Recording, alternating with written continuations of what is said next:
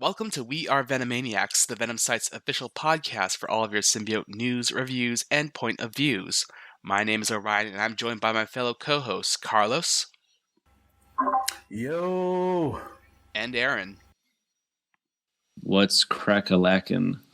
We're also joined by our special guest host, Jonathan, aka Let's Talk Carnage on Twitter, and LT Carnage on our Discord server. Welcome to the podcast. Hey everyone, thanks for having me on the podcast. Thanks for joining us. We are changing up our recording scheduling a bit. We'll be recording at least one new episode a month to cover the month's worth of symbiote comic reviews, plus an additional episode to cover other symbiote-related podcasts every now and then. Today we're going to be reviewing the comics of January 2020, including Ruins of Ravencroft, Carnage #1, the Venom, The End #1, Venom #22, Web of Venom, The Good Son #1, and Scream, Curse of Carnage #3. Note that we will not be reviewing Spider-Man and Venom Double Trouble #3 or Symbiote Spider-Man Alien Reality #2 today, as we plan to review those two miniseries in full once they have concluded, although I'm not sure if we want to review Alien Reality. It's not really symbiote focused, but we'll see. So let's go ahead and get started with a review of Ruins of Ravencroft, Carnage #1. At the end of Absolute Carnage, the Ravencroft Institute for the Criminally Insane was left in ruins from the wake of Dark Carnage's bloody crusade. Now, some movers and shakers of the Marvel Universe have turned their sights on restoring the Institute. Upon tearing it down to its foundations, some long-hidden secrets have been unearthed about Ravencroft's dark history, including ties to Cletus Cassidy's family and a certain dark god of the symbiotes. So, since we have our special guest Jonathan, who's the big Carnage fan, let's go ahead and start with you. What were your thoughts on this issue? I thought it was pretty cool seeing the history of Cletus Cassidy's family. As we haven't seen too much of that. We've seen hints of it, but we haven't gone into that too deep. I thought it was nice to see. Yeah, so this thing they're doing, I think they said they're starting to try to push, like Ravencroft like it is like Arkham Asylum. And I think that's kind of interesting. I personally don't know where they're going to go with it because, besides Carnage 1, they're doing Dracula, Sabretooth, and all this other ones, right? But I honestly don't know if they use Ravencroft in other books besides Spider-Man. I mean, that's the only time I've ever heard of this place. So, I don't know. We'll have to see where that goes. But, yeah, like John, right? No, right? Jonathan. Yeah, sorry. Both work. Right. We have right, a John, sorry, and guys. now we have a Jonathan. Sorry. Yeah, right. Yeah. Yeah, so, it was kind of interesting. I think there's a lot of questions this also raised. This is back in, the colonial area. And so you have these Native Americans who are worshiping Noel, and, it's kind of a old-timey kind of story where they have to kill, the natives because they're murdering all of the colonials. It's kind of backwards from what things we do now. But, they have the Null symbol on them, and they're just they're trying to summon God or in Null, and we don't really know where that came from because they didn't really explain why are they worshiping Null. I would assume it's because there's another there's a symbiote influence around that area. But anyway, I think they said the leader of this band of the Colonials is what's the dude's name? So you want to help me out here? It's something Cortland? Cassidy. Cortland Cassidy. Cortland Cassidy. Yes. He is a good boy who wants to just save his people, but then he and his wife Molly Ravencroft. Yeah, Molly. Oh, okay, Molly Ravencroft. That's also on the nose a little bit. But yeah, he goes to stop them, and he winds up being corrupted after he murders a lot of these, natives who are worshiping Null. So. And then he kind of goes crazy, and then he gets out because Molly lets him out, right? Yeah. So then he just stays in the woods with the Native Americans, and he's worshiping Null. And that's the end of that story. So that's just a quick little rundown. It was kind of interesting. Yeah, now I took, I know there's a lot of people online who had some issue with the fact that we're now tying Null into Cletus's family history, and I understand and sympathize with these detractors because it's like it feels like they're removing Cletus's the reason why he's crazy is not because it's establishing here that Null has some influence in why his family went crazy. When it was established in Carnage's origin that Cletus Cassidy is just he's all about chaos. He's all about he is his own man and he kills because he wants to kill because it's fun, not because some symbiote god influences him to do so. Well, yeah, but I don't think that really affects Cletus as much. This is just saying, oh, he had an ancestor who also worshipped Null. Like, they didn't go into how it, oh, well, now it stems to the rest of the family. It was just one guy. But, I mean, I do kind of agree that they are doing a little bit too much with Null. Well, I mean, also, Cletus Cassidy, we don't know if Cortland was directly his parent or if he was just like an ancestor. He's an ancestor.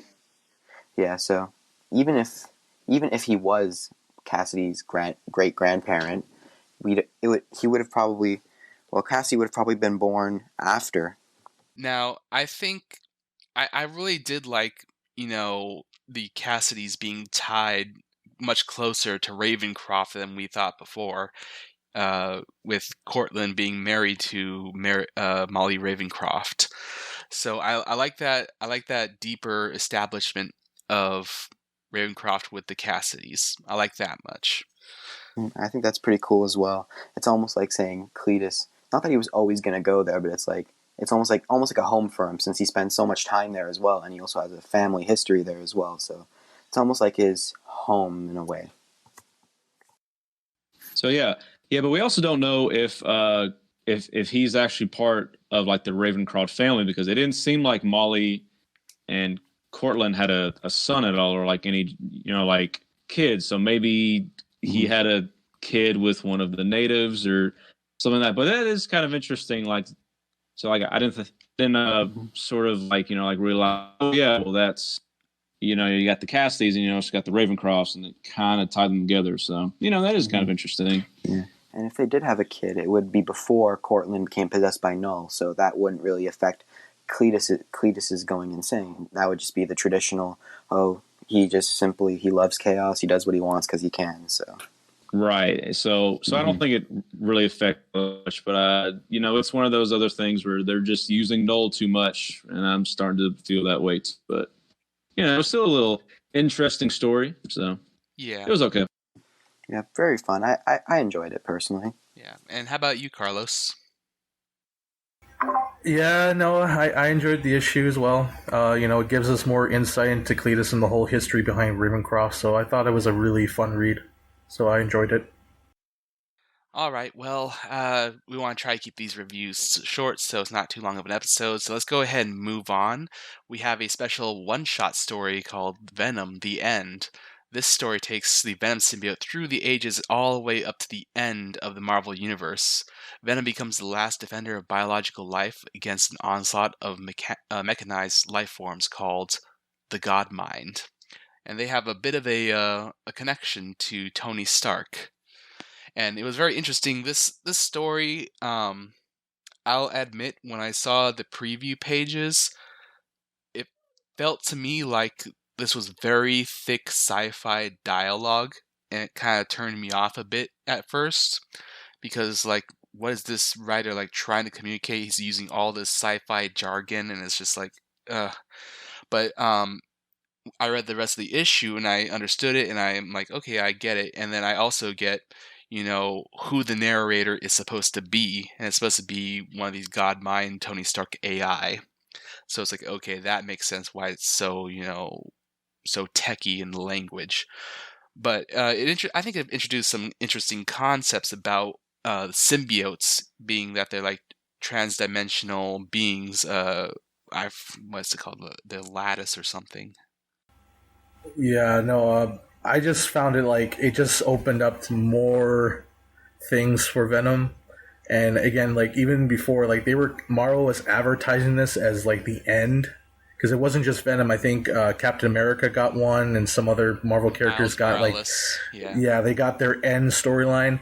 And for me, for this issue, it kind of was a little bit heartfelt for me because because at the beginning of the issue, Venom was going through how he had all these different hosts. He gave Telcar a 4-star rating, which honestly I would have gave him maybe a 2. Peter got a 1, and Eddie Brock, and I know Aaron would like this because Venom gave Eddie Brock a 5-star host capability. So. Even Flash. Wait. Yeah. So what did Flash Thompson get? What did the Flash get? Absolutely nothing. He wasn't in the issue. Stop rubbing it in. Technically, you can't disprove if he's a 1-star or a 5-star. We don't know. Totally. So. And Anne got a 4-star, I believe, right? Yeah, Anne got 4 stars. Everybody got 4 stars except for Eddie and Peter, I'm pretty sure. Yeah. Yeah, so this was honestly one of my favorite What If Venom issues in years, because most of the time when it's like a What If issue with Venom, it's the Venom suit bonds to another person and doesn't do anything. Oh, that's so interesting. But this, I really like this because this was actually focused on Venom, and it focused on how the suit felt after Eddie dies and what they do after that. And I loved how the main focus of this was it needs to find a purpose after Eddie dies. And that's where you get all this crazy nonsense y'all can talk about. I really it was really kind of hard for me to read the issue in some ways because, there was that one scene where Venom was really trying to keep Eddie alive, but his body was slowly dying, and he was trying to keep his brain alive by feeding it, the symbiotic neutrons or whatever it was. But yeah, that was it was kind of sad, and but yeah, then I guess Venom he got like a new look. He has this DNA symbol on him, and I guess he was just trying, by the end of it, he was trying to make a new life, yeah. Yes, he learned to love life because of Eddie Brock, and that's just deep, man. Yeah, it was. I also feel it's like an amazing journey for the symbiote, because it starts off as almost like a Spider-Man villain, and now he's like the savior of all life in the universe. It's a pretty big progression of the symbiote's path to becoming a hero, and I like seeing that.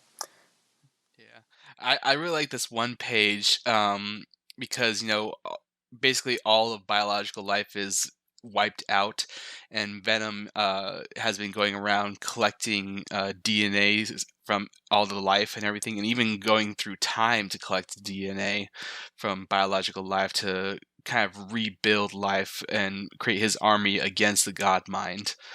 And there's this page where I just love it because Eddie has a history saving babies and children, and this page is just full of Eddie creating new babies, and it's like there's babies crawling around everywhere.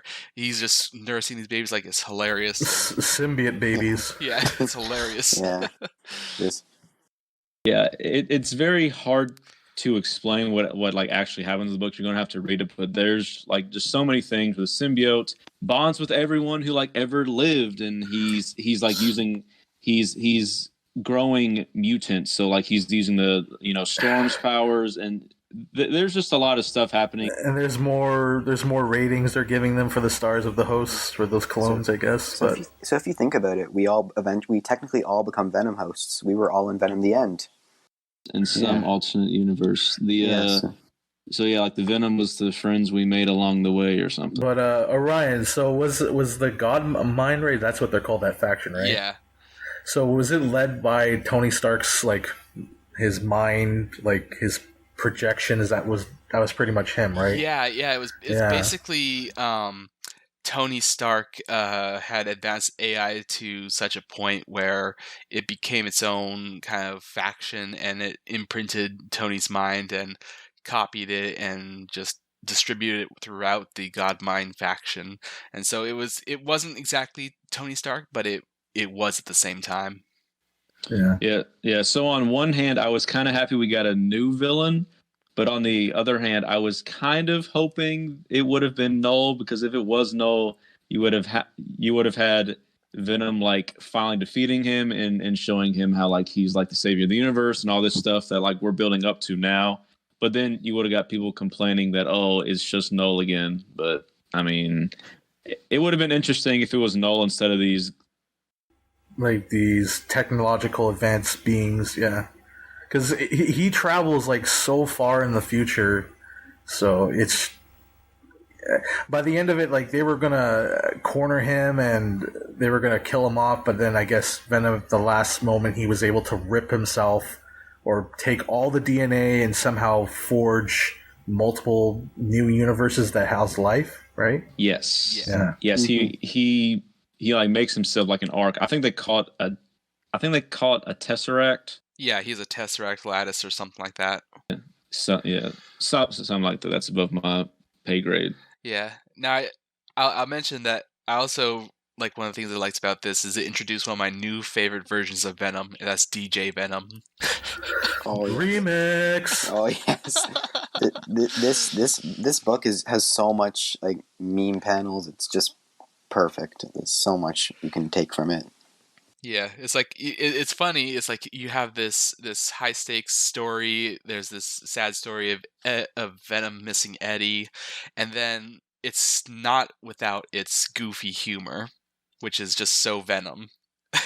Venom's always had a goofy, dark humor side to him, and I like seeing that. Like, Yeah. People always people forget about that, and I like seeing it come back.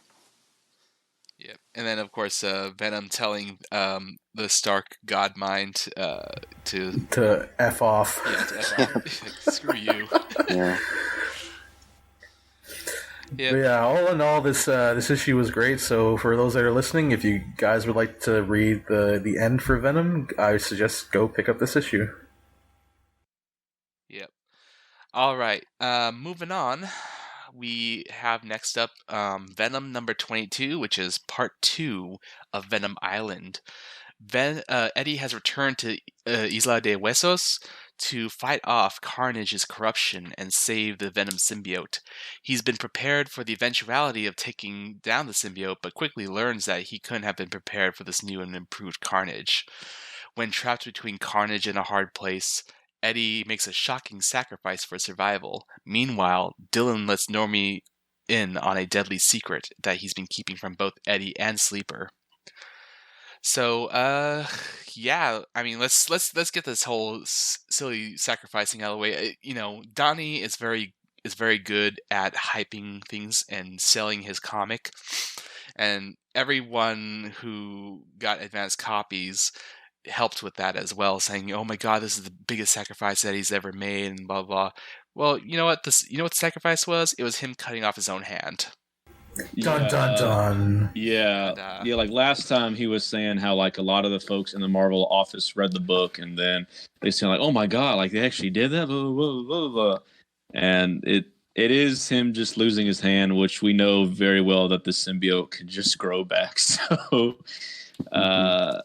but I mean, there's more to talk about the book besides that. But if y'all want to keep talking about it, sure, go ahead. No, I think that it's like I think it's a moot point. It's like, oh my gosh, it's just his hand. It's like, yeah, we've seen Cletus lose his lower half of his body, and then it comes back, and then sometimes he doesn't have it anymore. So it's like it's completely silly. It's like the only person who ever really lost his appendages and never really got back from a symbiote was Flash. Yeah, and I mean, this is kind of weird for like me to say, but I really would not like Eddie if he permanently did not have a hand. Like even after the symbiote like comes back, he like actually, like he has to have like what do you call it, like a hook. So yeah, like a fake arm. Like, what do you call it? Like for A prosthetic arm? Right. Yes. I would honestly not be a huge fan of it. I mean, like, it's not that I don't like Eddie not having anything like that, but it's like we've been through that like so like many times with like Flash. And then, like back in the day, we had Scott, who also couldn't walk, and then Lee Price didn't have his pinky, so that was very traumatizing. Lost his pinky, but now there was a bit of foreshadowing to this a little earlier in the issue when Dylan was having a nightmare. He was holding Eddie's hand, but Eddie transforms into kind of Null, and when Dylan pulls his hand away from Eddie's hand basically comes ripped off. So it's like, oh, there's a bit of foreshadowing there to see, oh, this is what's going to happen to him. Then also, like in the splash page where he's fighting all of like the Venom, like animals and stuff, there's tombstones that say, "Hey, watch this," and "Ouch." Yeah, I'm like, what was that? So that kind of leads me to the thinking that maybe they are going to make this hand loss permanent, kind of like Thor. But I don't know. We'll find out. But I don't believe it. I don't buy it. But also, to address the elephant in the room, Dylan's hiding a secret. And we'll just know about that secret in the next discussion. It's like, he's like, oh my gosh, what does he have? Well, next issue tells us exactly what he has. Yeah. So there's something I wanted to like talk about on him. So like I'll talk about this more like when we get to Goodson, but the way Dylan is written in this book and the way he's written in like the Goodson is just polar opposites. Yeah. I mean, that's something that I'll hit on later. I'm feeling that Dylan, he's showing a bit more of like a rebellious side now, almost like the early days of his dad, kind of. I mean, I guess, but but just his personality between this and the Goodson just does not match up with what we've seen him do so far. Like, it seems like Cates writes him one way and then, well, I don't know. So like, we'll talk about it. But otherwise, I'm still enjoying Mark Bagley and his art on this issue. I really do enjoy Mark Bagley, even though his style is different between now and back when he first worked on Venom and Spider-Man. Yeah. Seeing Bagley draw the Carnage symbiote in the fire, it looks so good. Like, it's almost like one with the flame, the way it's moving and everything. And I really enjoyed that. That was very cool.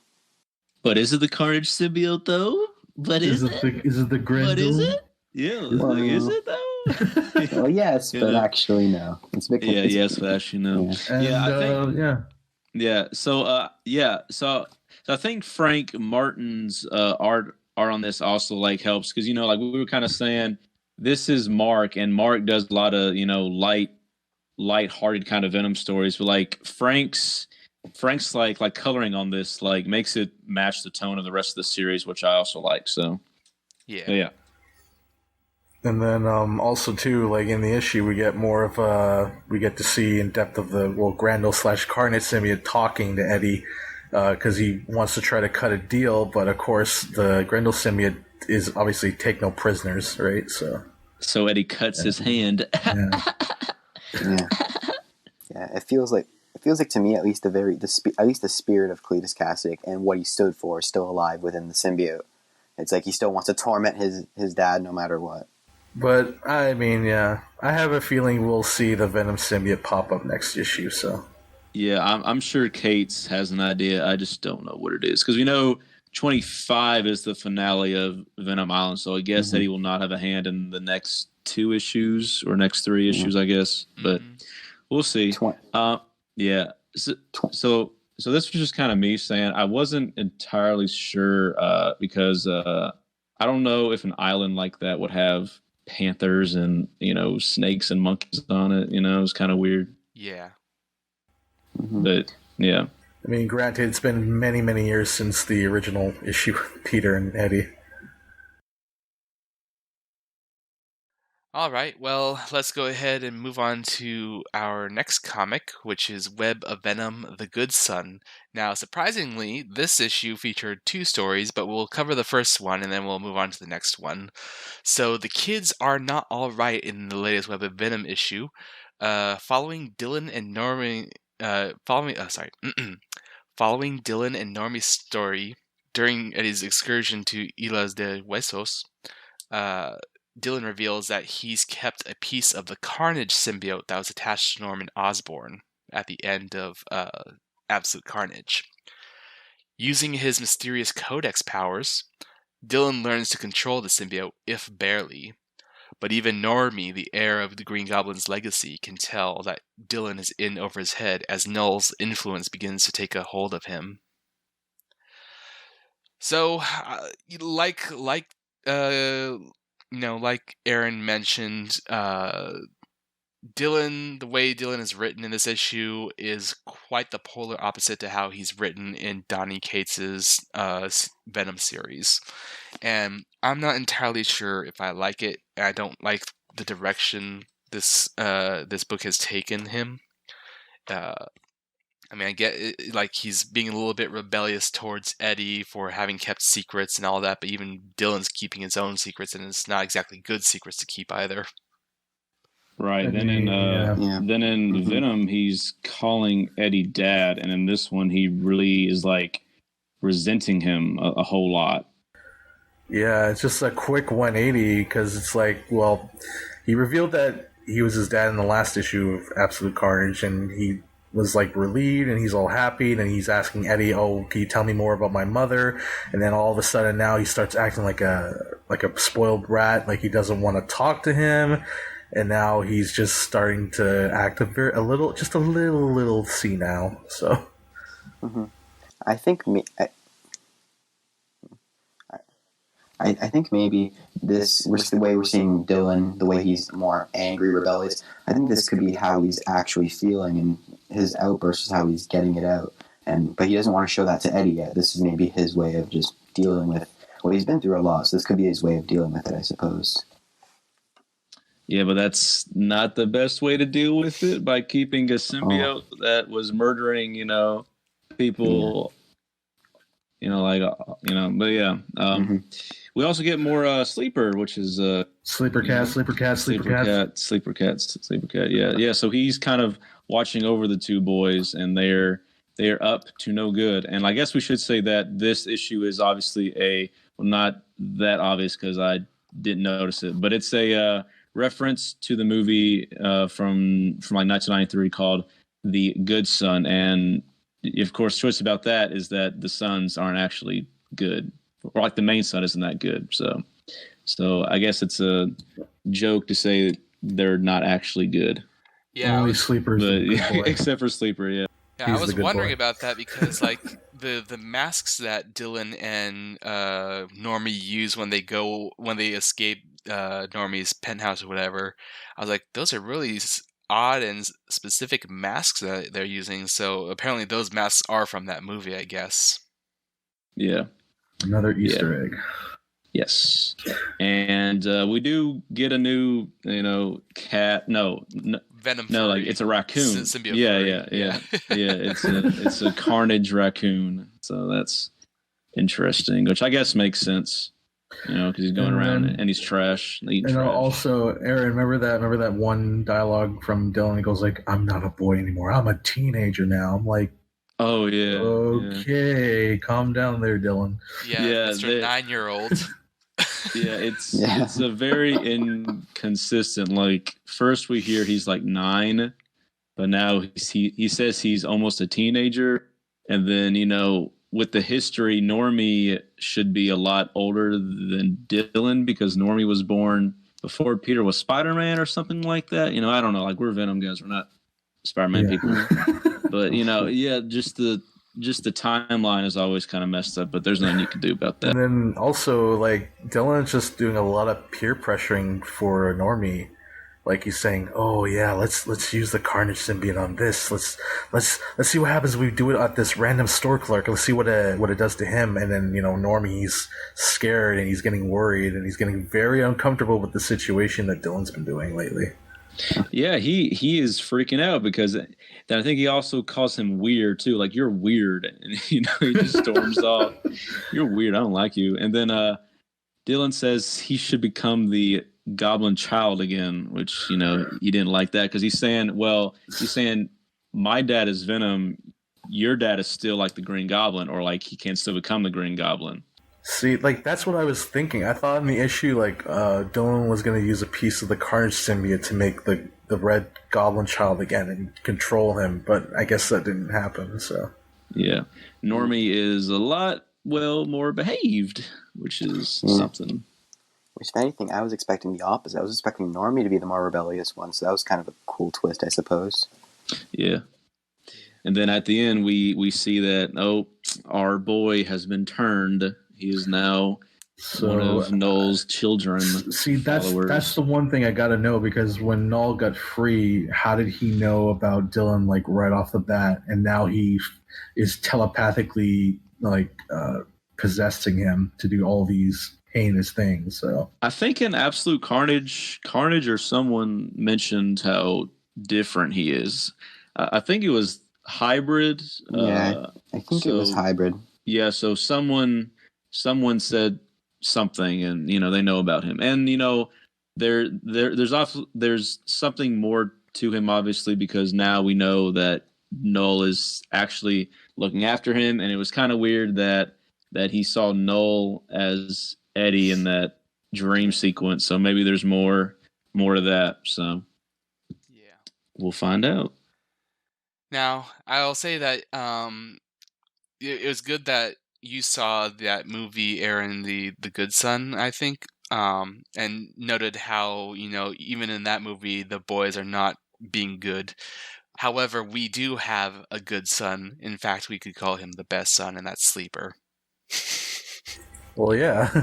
He's the best son. There's really no competition at this point. Yeah. It's like in the movie, like, just so you're aware, there's Macaulay Culkin is a evil little son, and then there's another son that they adopt that's good. So it's kind of a reverse here. But yes, Sleeper is so we get a flashback on Sleeper on what he was doing before he came to Earth after that's the second story.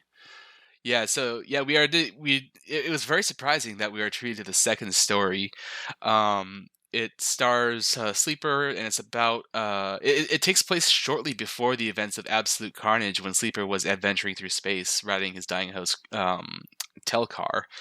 So like we saw, I think, in one of the Venom Absolute Carnage tie-ins, Telcar's short story about how he went to the planet Clintar and briefly connected with Null and realized, oh shoot, something's happening, and he zooms off to Earth. And that's what this issue kind of also touches upon.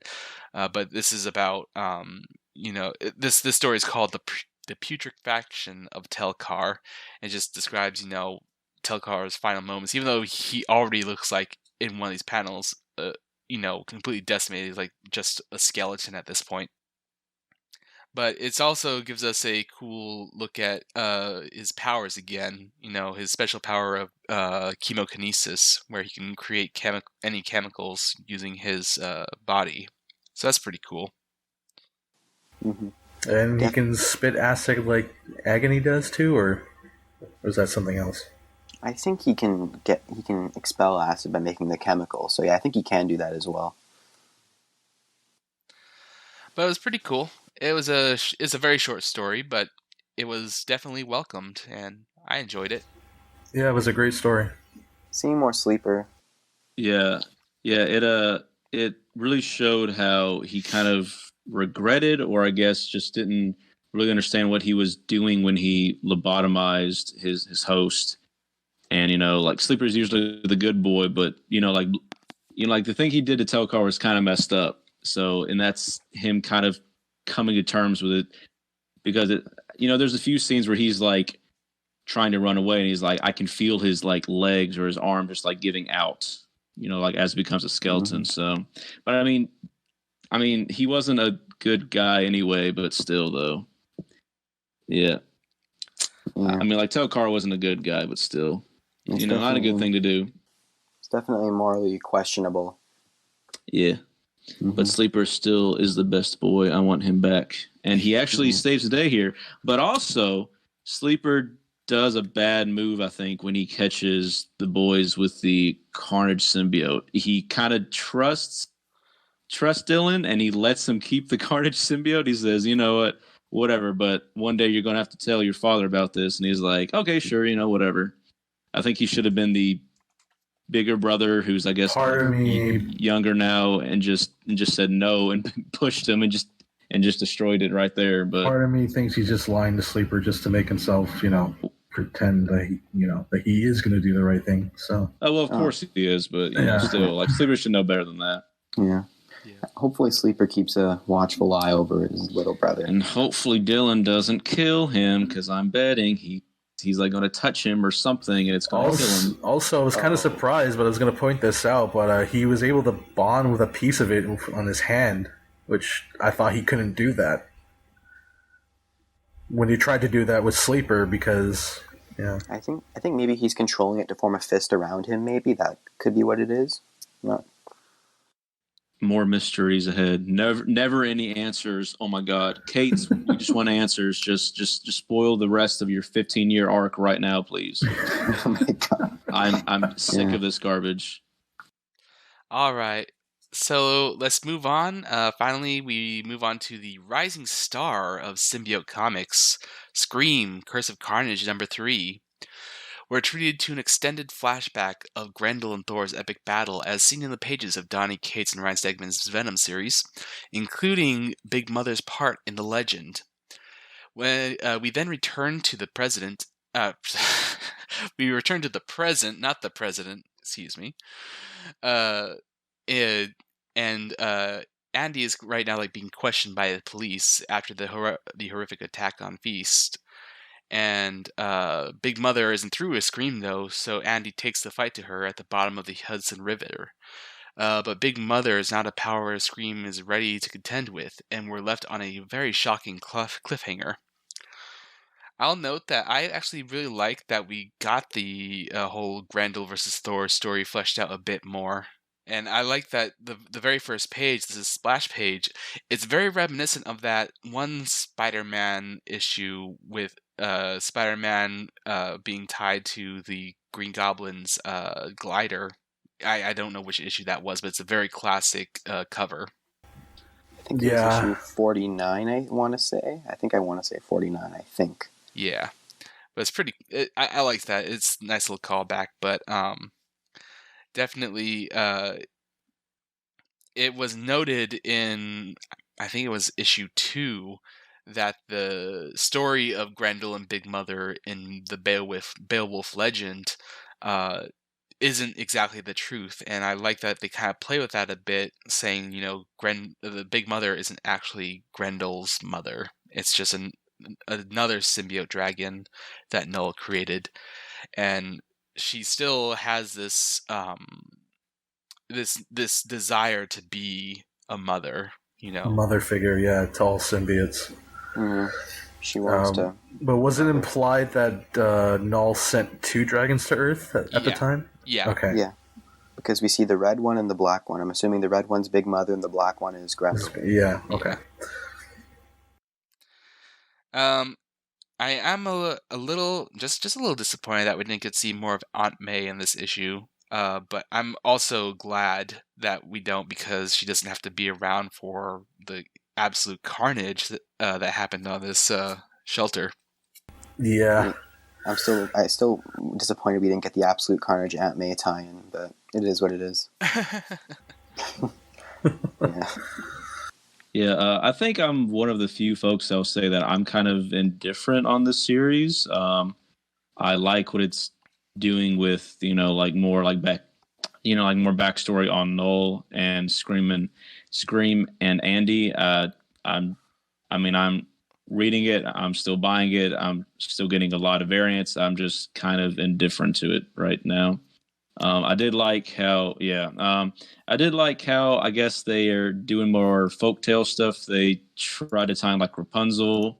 That's kind of funny because she has long hair and all this other stuff. So, I'm enjoying it. I'm just, not really into it right now, I suppose. But I guess we should ask for a new Scream action figure, one with underwater Scream with super hair whip action. I mean, for me, this like the dialogue is all fantastic. We're getting more lore with Big Mother and why she's currently after Scream. And I thought it was pretty cool because now Scream, she transformed into a sea monster, so she could swim under the sea. So now she has gills and all that. Under the sea. Under the sea. Scream is now a fish, folks. But I would say too, like, the artwork is not really my strong suit for this. I don't know. Maybe you guys might enjoy the art. Maybe it's just for me. It's not really my favorite at the moment, but I think it goes well with the story. But Big Mother, she does look very menacing and threatening. So she looks very big and mother-like. Yeah, and I really personally like that the symbiote and Andy are interacting more. Andy is kind of not exactly warming up, but definitely getting used to Scream being a presence in her life. Mm-hmm. Please don't leave me. We see from issue 1 where she doesn't want Scream. Now she's like, "Don't leave me! Don't leave me! Don't leave me!" She wants the symbiote now. I mean, when you're underwater, yeah, you want the symbiote. Of course, yeah. Now we do get a very rare Flash appearance. Yep, our boy is back. Gosh. Yeah, but this is more of a delusion, because Andy is now drowning because the symbiote has been taken away from her, and so she's kind of hallucinating, seeing her father, her mother, and then Flash as well. So it's not actually Flash, thank God. Yeah, Coach, is that you? Oh man. Sean. And we just saw the pages for the next issue, so spoiler alert, she's fine. That was very surprising that they released it so early. Yeah. It's almost like they want this book to sell. I mean, we already know it's getting a second story arc, so that's great. And I'm super happy about this book. I've said it online, but I feel like this series is becoming my favorite Venom comic currently out. I love Donny Cates and Ryan Stegman Venom series. I love it, but this is something special. I didn't expect to like it this much. Just like that meme you made. Yes, exactly. The car meme. Yeah. Clay even retweeted that, which is pretty cool. Yeah. So like we were making memes since she was discussing like Rapunzel story. I think me and Tyler were memeing about how Big Mother was Mother Gothel from Tangled and Scream was like Rapunzel. So haha, funny meme. Haha. I mean, Tyler's looking more into her assets, if you know what I mean. I mean, we know why we know why he likes this book. Yeah. Yeah. Right. All right. It's written so well, Yeah. So, yeah. With that, we'll wrap up today's today's episode, rather. Join us next month for a review of February's symbiote comic offerings. You can listen to We Are Venomaniacs on Podbean, Spotify, Apple Music and iTunes, Google Play Music, and YouTube. We can also be found on Twitter at WAV_podcast. Check out our Discord server and become a member of the audience during our next live recording of We Are Venomaniacs. Join us, won't you? As always, thanks to my fellow co-hosts, Carlos and Aaron, for joining me today. Thanks for listening, as always, guys. And thanks to Jonathan for joining us as well. And thank you for having me on the show. Had a very fun time with it. Yep, so, super fun. And thanks to the Venom site for permitting us to make this podcast under the TVS banner and all of your generous support. And finally, thank you, loyal listeners and fellow Venomaniacs. You guys make an awesome community, and it's an honor to be your voice on the airwaves. Together, we are Venomaniacs. And now, a word from one of our partners at The Collective, a network of superhero podcasts.